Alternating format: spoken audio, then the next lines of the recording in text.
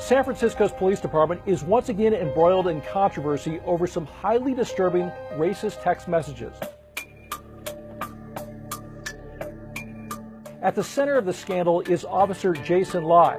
Now, Lai resigned a few weeks ago, but he wore the uniform for 6 years. He allegedly uses disparaging language not only towards black people, but towards Mexicans and Indians as well. San Francisco Public Defender Jeff Adachi provided the text to CNN at the request of reporters. They came to light during a separate investigation of the officer.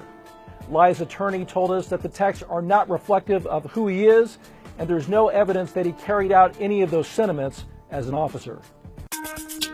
But the scandal is far wider than one officer and his racist text. You see, the SFPD went through the same thing a year ago, where more than a dozen officers were found to have sent highly offensive racist texts.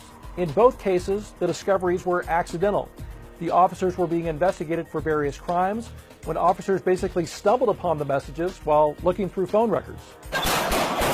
Then you had the controversial shooting last December of 26-year-old Mario Woods, the knife-wielding suspect infamously captured on cell phone video. He was shot more than 20 times. Critics say it was an unnecessary use of force. The department is still investigating. But in light of the community backlash, the department says it wants to change how officers confront suspects with knives. As you can imagine, Chief Greg Suhr is under enormous pressure to show that these are isolated issues and that there's not some deep cultural problem within the department. He says he has no tolerance for this behavior. At stake is not just the chief and his department, but perhaps the image of the city itself.